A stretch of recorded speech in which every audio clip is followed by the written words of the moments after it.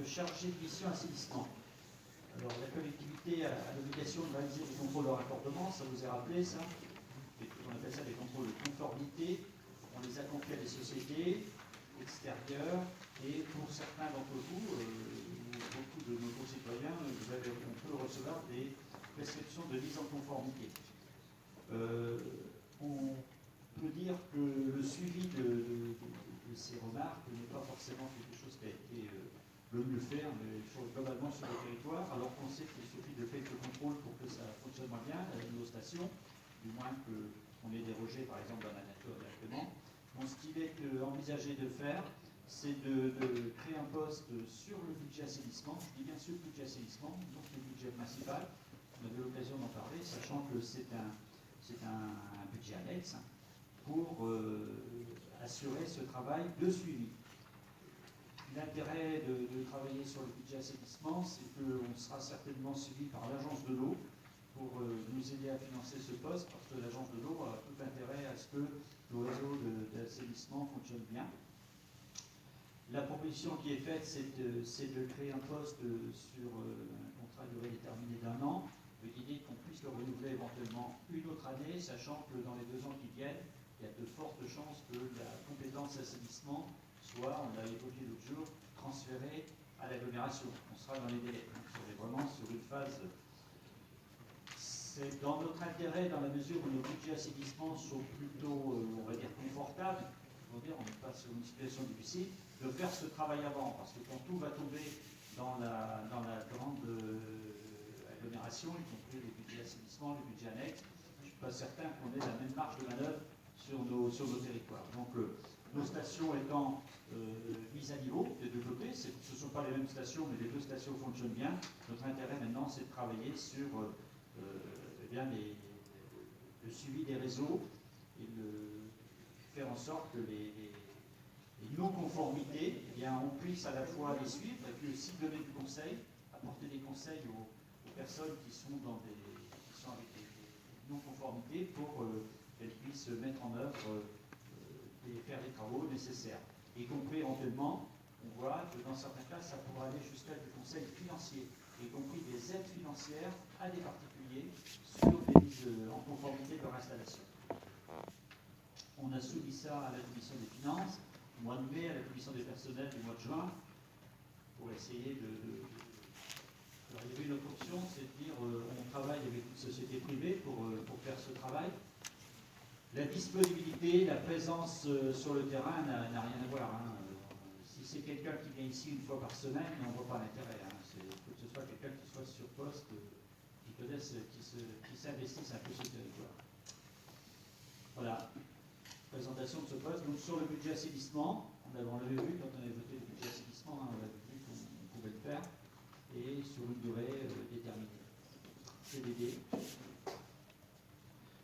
Un an. Oui. Cette personne n'aura pas en charge le contrôle de la conformité, alors. Ah non. Elle aura simplement une aide. C'est-à-dire qu'une fois la non-conformité a été constatée, on sait ce qui se passe, on envoie un courrier à nos concitoyens, et puis après, qu'est-ce qu'on fait? Donc, est-ce que l'idée, c'est que ces personnes-là puissent faire le suivi déjà de ces non-conformités, et rencontrer les gens qui ont les accueillir pour leur donner un peu de conseil technique et voire du conseil financier. Il y a des aides pour la mise en conformité des branchements. D'après tous les contrôles de non-conformité, de conformité, on sait le nombre de personnes qui sont pas en conformité. Quelques centaines. Quelques centaines, mais on est même à plus de 1000 quand on cumule les deux.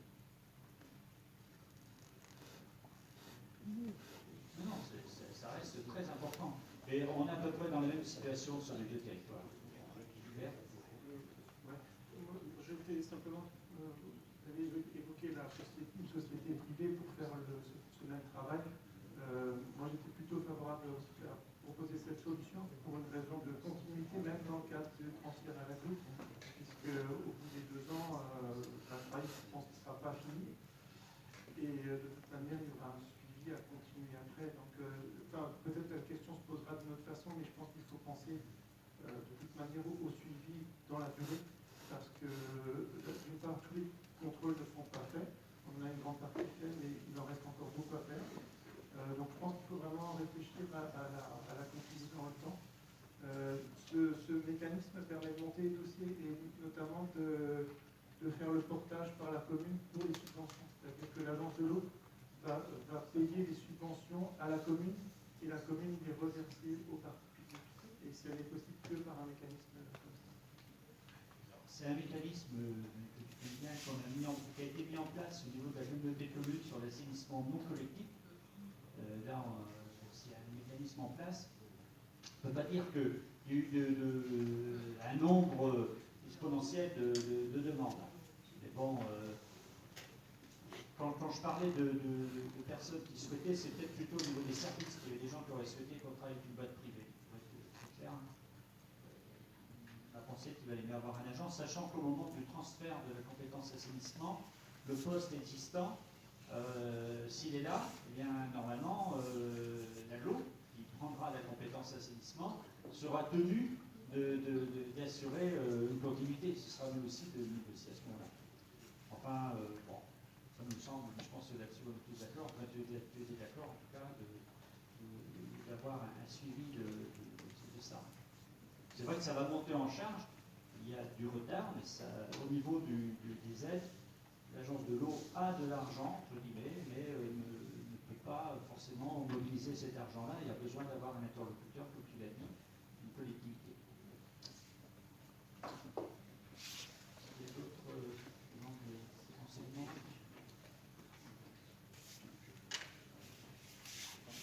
Ah, bah écoutez, je mets au vote. Qui est contre ? Pardon.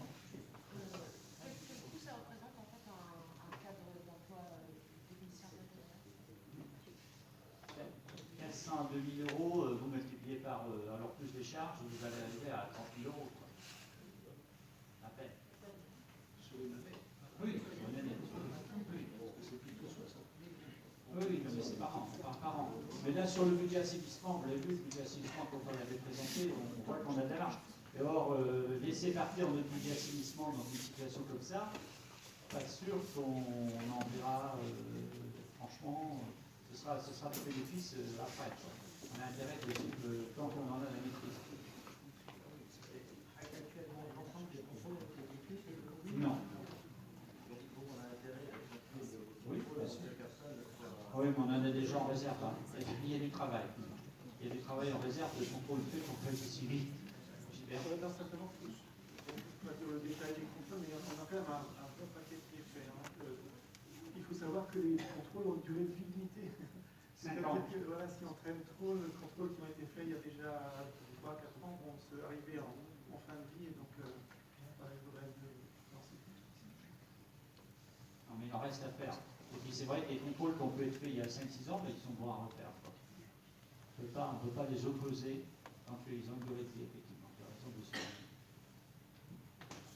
Excusez-moi, quelle est l'autorité que nous avons sur ces gens qui ne font rien? Eh bien, on l'avait déjà fait. On a ce qu'on appelle la surtaxe assainissement. C'est-à-dire on peut doubler leur taxe d'assainissement parce qu'ils ne font rien. Déjà, c'est pas rien hein, de doubler la taxe. Puis deuxième moment, c'est au moment de la cession, en particulier au moment des cessions. S'il n'y a pas la conformité, ben, la maison de grosses difficultés pour vendre. Hein. Mais après, je ne sais pas, il y a peut-être d'autres. Est-ce qu'on peut faire autre chose? Grosses difficultés pour vendre. Oui, c'est vrai, mais le notaire, fait mentionner dans l'acte la non-conformité. Mais ça n'oblige pas le vendeur à réaliser les travaux, ni l'acquéreur à réaliser les travaux. L'intérêt d'avoir une personne accès au territoire, c'est pouvoir reprendre d'une part tous les contrôles qui ont été faits, qui sont conformes, et puis les prendre un à un, vérifier les travaux qui ont été faits, et effectivement de demander un nouveau contrôle à l'organisme contrôle que Quand on voit une maison et qu'on a non-conformité, c'est assez inquiétant pour l'acheteur parce qu'il peut voir venir une dépense de 5 000 euros, 10 000 euros, ça va très très vite quand il s'agit de refaire un assainissement. Donc c'est vrai que ça peut, c'est pas une obligation, mais c'est quand même un frein au moment de la cession. Quand on change de propriétaire, il y a une patience, c'est l'année. Oui. Alors Alors c'est vrai qu'il y avait il y a la surtaxe d'assainissement qu'on avait mise en place. On est obligé de faire un suivi proche d'un peu de discernement parce que on ne peut pas avoir les mêmes attitudes vis-à-vis des gens, par exemple, qui sont dans une maison, des fois une situation un peu difficile aussi. Mais c'est pas simple à gérer. Donc quelques assainissements non conformes, on a vu un moment sur le quartier du territoire de Lille, quelques assainissements, une dizaine d'assainissements non conformes, et la plage peut être passée de bleu en vert et ainsi de suite. Quelques assainissements, une dizaine, ça suffit. Une dizaine, ça suffit. Ce qui veut dire que la plupart, ce sont surtout les eaux pluviales qui vont être usées et non les eaux usées dans le pluvial. Dans ce sens-là, quand ce sont les eaux pluviales qui vont dans les eaux usées, le problème qui se pose, c'est qu'on fait le fonctionnement de nos stations d'épuration pour traiter de l'eau qui n'est pas polluée, donc c'est dommage. Et puis deuxième point, quand il y a des orages, de gros orages, eh ben, nos stations sont en surcharge d'eau, en fait pas de pollution mais d'eau, parce que on avait ce problème-là, mais il est sur les deux territoires. Dès qu'il y a des grandes pluies, ben, les stations elles se prennent des à-coups. C'est jamais très bon pour une station d'épuration.